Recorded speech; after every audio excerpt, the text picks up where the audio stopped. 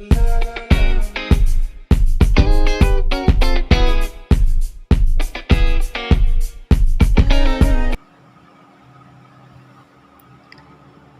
adik-adik, selamat datang di channel Easy Course.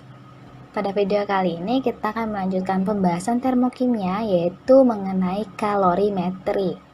Nah, kalorimetri adalah pengukuran untuk menghitung besarnya perubahan entalpi atau delta H yang menggunakan alat kalorimeter. Nah, seperti apa sih alat kalorimeter ini? Kalorimeter ini sendiri ada dua jenis. Yang pertama kalorimeter biasa atau biasa juga disebut kalorimeter sederhana. Yang kedua adalah kalorimeter bom. Perbedaannya, nah kalau diperhatikan gambarnya ya, di yang kalorimeter biasa ini nggak memiliki F ya, bagian F adalah tungku dengan elektrode, jadi nggak ada tungku. Kalau kalorimeter bom itu ada tungkunya. Perbedaan gunanya tungku ini apa sih kak gitu ya?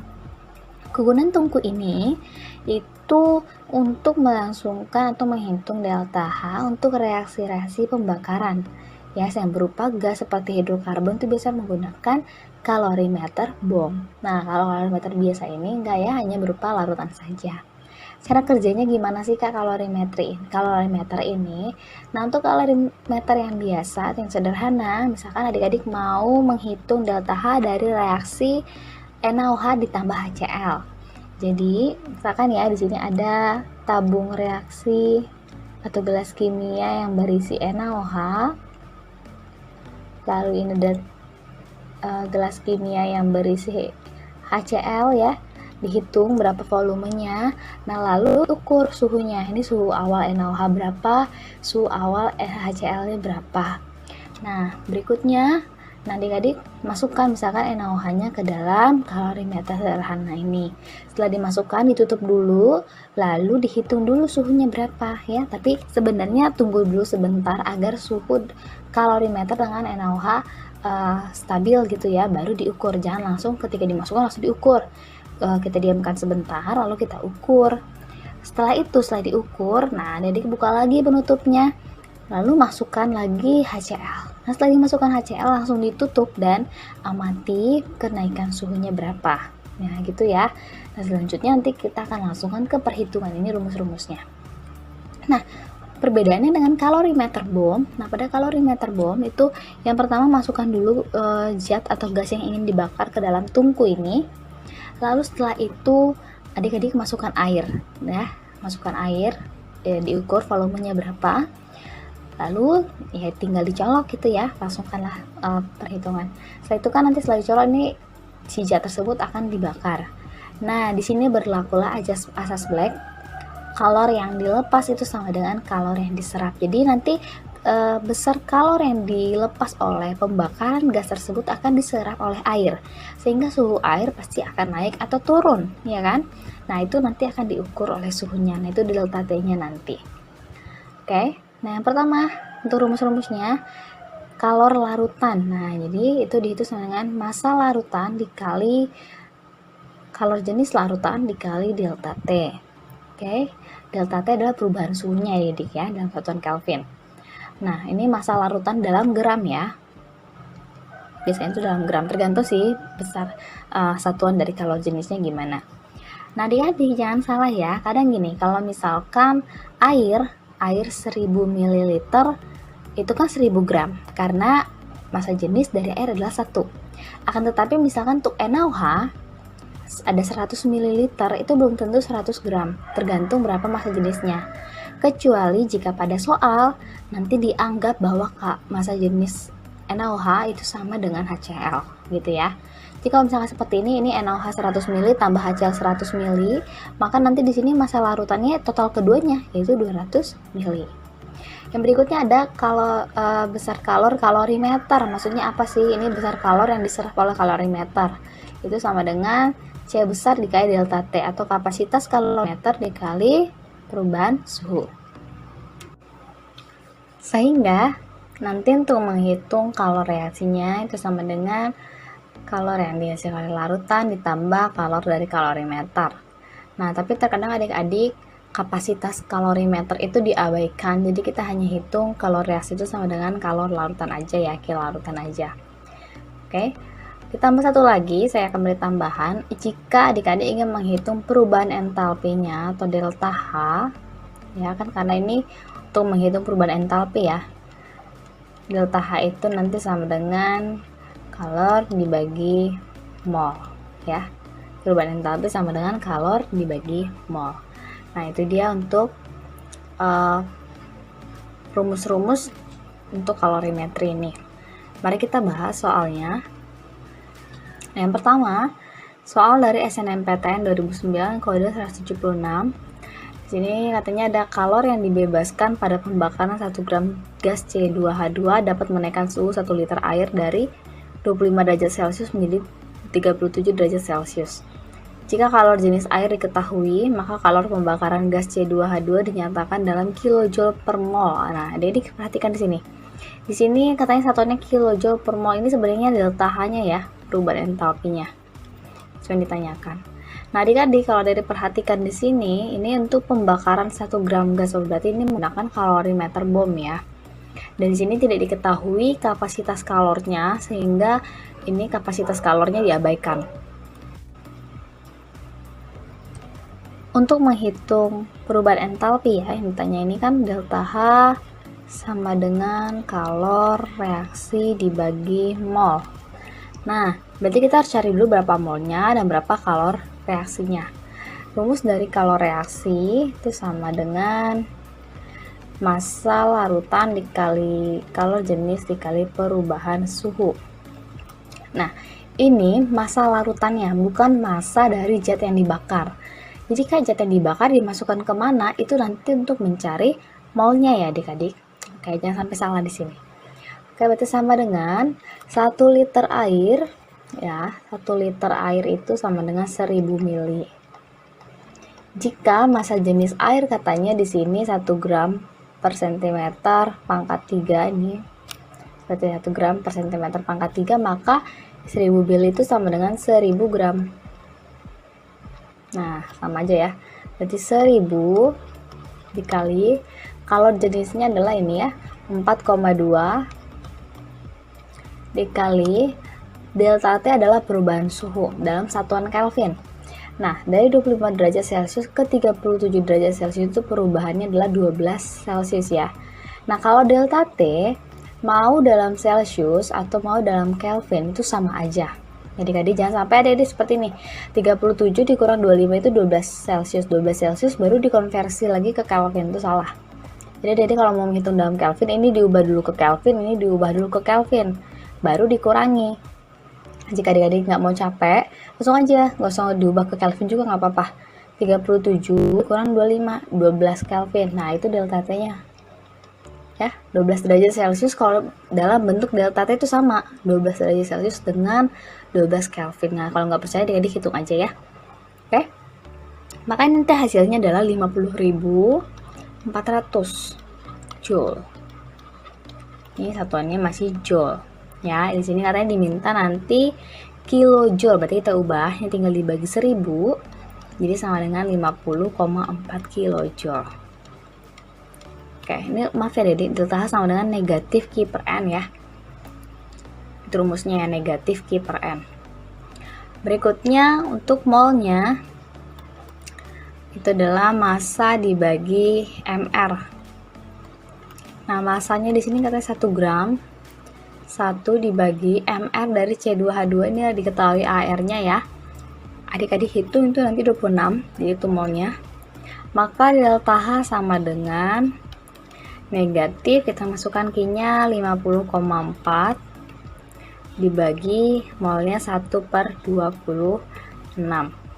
Nanti adik-adik dapat jawabannya, yaitu adalah negatif 1310,4 kilojoule per mol. Jadi jawaban yang paling tepat adalah E. Nah, itu dia ya adik-adik untuk soal yang pertama. Soal yang berikutnya berasal dari SNMPTN tahun 2010 kode 538. Cuplikan 1,2 gram karbon dibakar dalam kalorimeter bom yang mempunyai kapasitas panas 9 kJ per derajat Celcius.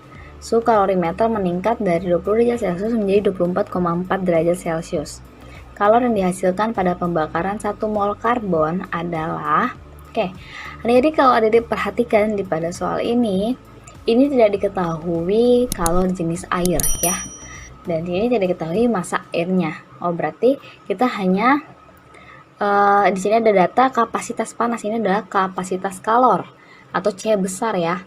C besar sama dengan 9 kJ per derajat Celcius. Jadi kita nanti hitung Q reaksinya itu sama dengan C besar dikali delta T aja. Jadi hanya untuk kalorimeter saja ya. Oke, berikutnya langsung aja kita masukkan C-nya 9 dikali delta T-nya. Dari 20 ke 24,4 itu bedanya adalah 4,4 ya. 4,4. Jadi 9 kali 4,4 nanti dari hitung tuh hasilnya adalah 39,6 kJ. Ini sudah kilojoule ya. Karena kan satuan dari kapasitas kalorinya sudah kilojoule. Oke. Yang ditanya adalah kalor yang dihasilkan pada pembakaran 1 mol karbon. Nah, untuk 1 mol karbon, jadi nanti hitungnya ini seperti ini. Ini kalor untuk berapa mol karbon? Kita hitung dulu ya. Ini molnya sama dengan gram per mr, atau sini AR ya karena unsur. 1,2 dibagi airnya 12 ya, masanya 1,2. Hasilnya 0,1. Ini itu untuk 0,1 mol. Jadi kalau untuk 1 mol sebenarnya gampang ya adik-adik kalau mau hitung seperti ini. Nanti Q1 per N1 sama dengan Q2 per N2 gitu ya. Ini kalor yang pertama 39,6 per, ini untuk mol yang pertama 0,1. Kita cari kalor yang untuk 1 mol. Jadi langsung dibagi aja ya. Maka kalor untuk 1 mol itu sama dengan 39,6 dibagi 0,1 adalah 396 kJ ya.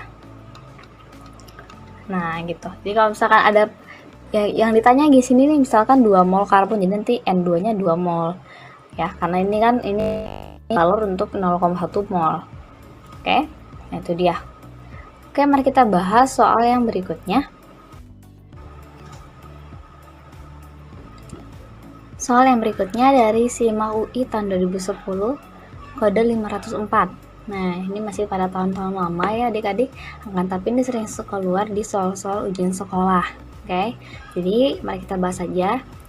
Nah, sebanyak 500 ml air dipanaskan dengan menggunakan lampu spiritus. Jika jumlah etanol yang dibakar adalah 2 gram, ternyata suhu airnya naik sebesar 5,14 derajat Celcius. Ini sudah delta T ya. Suhu air naik ya sebesar ini, berarti ini sudah delta T-nya. Efisiensi kalor pada proses pemanasan tersebut adalah, nah di sini diketahui delta HF atau entalpi pembentukan dari masing-masing senyawa. Jadi maksudnya gini, kita hitung perubahan entalpi secara praktikum ini ya, secara secara kalorimetri ini ya, kita hitung nanti berapa delta H-nya. Nah, kita hitung juga delta H-nya untuk yang diketahui entalpi pembentukan. Jadi adik pahami lagi kembali tentang bagaimana perhitungan delta H menggunakan entalpi pembentukan ya, yang nanti kanan dikurang kiri. Oke, nanti kita buat efisiensinya berapa. Ya, perbedaan antara hitungan dengan praktikumnya, kira-kira seperti itu ya. Oke. Sekarang katanya etanolnya dibakar. Berarti kita buat reaksi dulu. Etanol itu C2H5OH ya. C2H5OH dibakar, berarti tambahkan oksigen. Ini pasti menghasilkan CO2 dan H2O ya, atau semua reaksi organik, pembakaran organik. Nah, mari kita setarakan dulu. Di sini C-nya 2, kita tambahkan 2 di sini. Lalu H-nya ini 5 tambah 1 6. Berarti tambahkan di sini 3 ya Adik-adik. Selanjutnya kita oksigen sebelah kanan ya. 2 kali 2 4 tambah 3 kali 1 3. 4 tambah 3 7. Di sini sudah ada 1, berarti kurang 6 ya. Oh, di sini tambahin 3O2. Ingat adik-adik di sini nggak boleh ditambahkan koefisien, oke? Nah, itu ini dia untuk reaksinya. Kita hitung dulu delta H-nya berapa. delta H-nya sama dengan, jangan lupa ya, kalau misalkan diketahui delta HF atau entalpi pembentukan, berarti nanti zat yang di kanan kurang zat yang di kiri, ya. Oke, di part yang sebelumnya sudah saya bahas ya. Jadi 2 dikali 2 ya, ini karena koefisiennya CO2 nya kan 2, jadi 2 kali delta HF nya CO2 ini, langsung aja kita masukkan negatif 393,5 ditambah ini H2O nya 3, berarti 3 dikali, kita lihat entalpi pembentukan H2O adalah negatif 242. Oke, yang di kanan dijumlah, dikurangi yang di sebelah kiri ya. Yang di kiri ada C2H5, kita lihat berapa delta HF-nya, negatif 227. Negatif 227.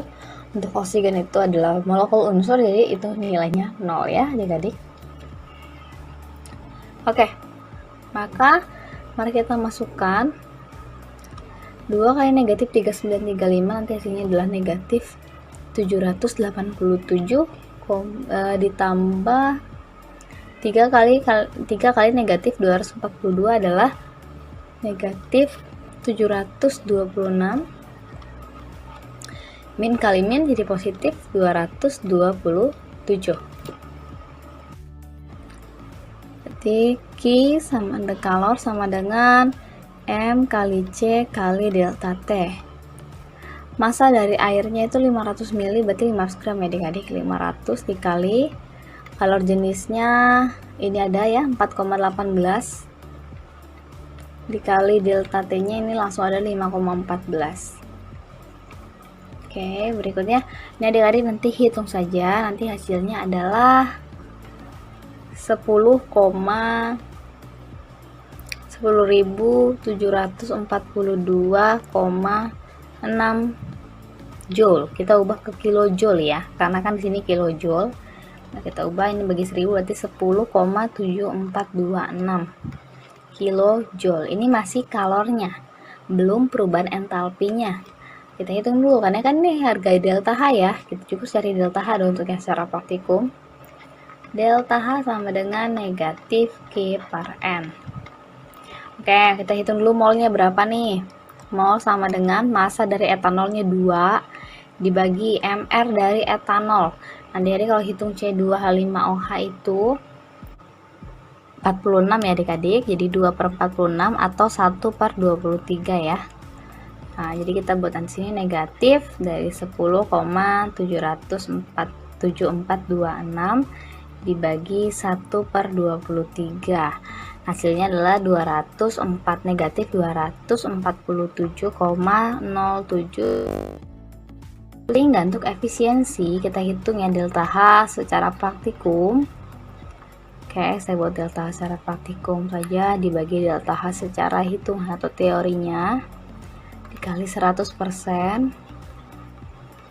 Oke, sama dengan, nah berarti negatif 247,0798 dibagi ini ya, negatif 1286 dikali 100%.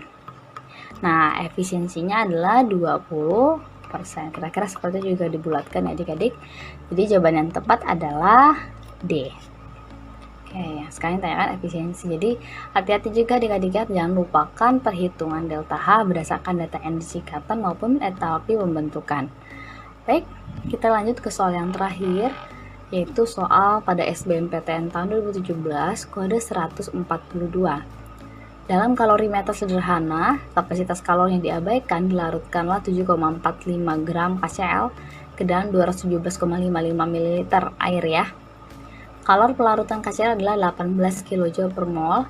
Temperatur sistem kalorimeter berubah dari 25 menjadi 22,5. Kalor jenis larutan KCl yang terbentuk dalam joule per gram Celcius adalah. Nah, sekarang adik-adik kita akan mencari besarnya C kecil ya, atau kalor jenis. Jadi kan kalau mencari kalor jenis itu dari rumus Q sama dengan M kali C kali delta T ya. Berarti sini Q-nya sudah harus diketahui. Sedangkan data yang di sini adalah kalor pelarutan KCl adalah 18 kJ per mol, berarti ini delta H-nya. Diketahuilah delta H besarnya adalah positif 18 kJ per mol. Nah, kita cari Q-nya dari rumus. Nah, delta H sama dengan negatif Q per N. Jadi, Q sama dengan delta H dikali negatif N. N itu adalah mol ya. Kita hitung dulu mol dari KCl-nya. Sama dengan masanya 7,45 dibagi MR-nya di sini kita 74,5. Ini hasilnya adalah 0,1. Jadi sama dengan delta H-nya tadi 18 dikali negatif 0,1. Jadi hasilnya adalah 180 kJ. Nah, gitu ya. Maaf, 18 kali 0,1 1,8 ya adik-adik. Jadi ini nanti hasilnya, maaf ya, 1,8. Nah, saya kira dari bagi ini dikali ya, kilojoule. Jika diubah ke dalam joule itu 1800 joule.